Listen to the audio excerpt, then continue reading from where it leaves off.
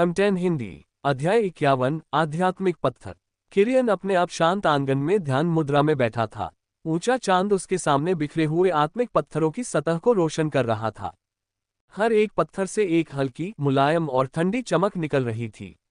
किरियन पत्थर के भीतर जमा संघनित क्यूई की प्रचुरता देख सकता था। फिर किरियन ने कल्पना की कि उच्च गुणवत्ता वाले स्पिरिट स्टोन कैसे होंगे। उसने एक गहरी सांस ली और फिर अपना हाथ बढ़ाकर एक पत्थर उठा लिया। उसने अपनी आंखें बंद कर लीं, अपनी सांसों को नियंत्रित किया और फिर आंखें खोलीं।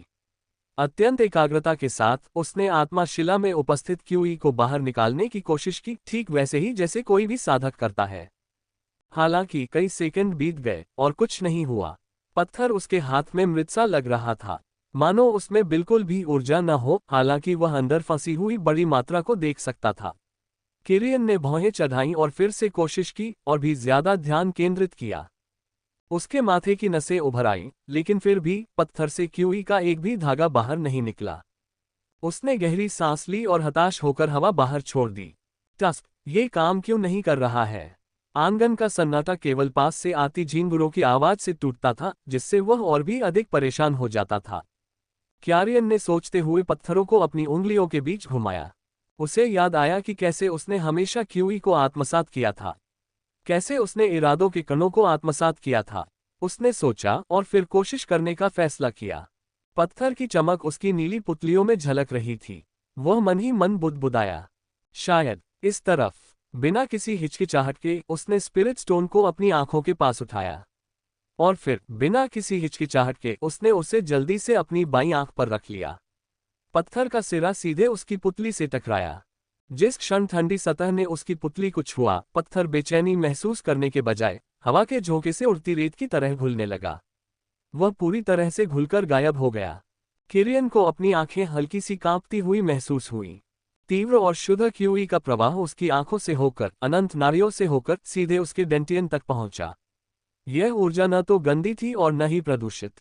उसकी आंखों द्वारा इसे अवशोषित करने के बाद क्यूई क्रिस्टलीय हो गई, मानो उसे अनगिनत बार छान लिया गया हो। पत्थर की कोई अशुद्धता शेष नहीं रही, केवल शुद्ध ऊर्जा ही शेष रही। किरियन का दिल तेजी से धड़कने लगा। इसने काम किया। अनायास ही उसके होठों पर मुस्कान आ गई। उसने दूसरा पत्थर उठाया और तुरंत वही किया, इस बार दूसरी आंख के साथ। एक बार फिर पत्थर को उसके शिष्य ने निगल लिया और शुद्ध ऊर्जा में परिवर्तित कर दिया। क्यूई की कोमल ऊष्मा उसकी आंखों से होकर गुजरी, उसके डेंटियन में केंद्रित हुई और उसकी साधना में तेजी से वृद्धि हुई। फिर किरियन ने एक और पकड़ा, फिर एक और फिर एक और। एक एक करके सभी कुछ ही सेकंड में उसमें समा गए। ऊर्जा का बवंडर तेजी से जमा हुआ और उसके डेंटियन पर दबाव बढ़ता गया। उसके डेंटियन ऐसे कंपन कर रहे थे मानो टूटने ही वाले हों। अचानक उसके पूरे शरीर में ऊर्जा की एक लहर दौड़ गई। उसकी आंखों से आती एक धीमी सी आवाज उसके अंदर गूंजी और उसी क्षण दोनों डेंटियन बड़े होकर और ऊंचे स्तर तक फैल गए। किरियन का शरीर थोड़ा कांप उठा, हल्का हो गया और एक पल के लिए उसकी आंखें चमक उठीं। वह क्यू संचय क्षेत्र के 2 डिग्री चरण तक आगे बढ़ चुका था। और ये था आसान, ये बहुत आसान था, किरियन ने आश्चर्यचकित होकर धीरे से कहा।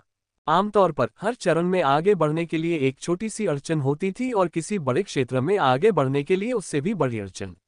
लेकिन अप्रत्याशित रूप से ये अड़चनें उसके लिए मौजूद ही नहीं थीं, या फिर उन्हें पार करना बहुत आसान था। फिर उसकी नज़र आखिरी बचे हुए स्पिरिट स्टोन पर पड़ी।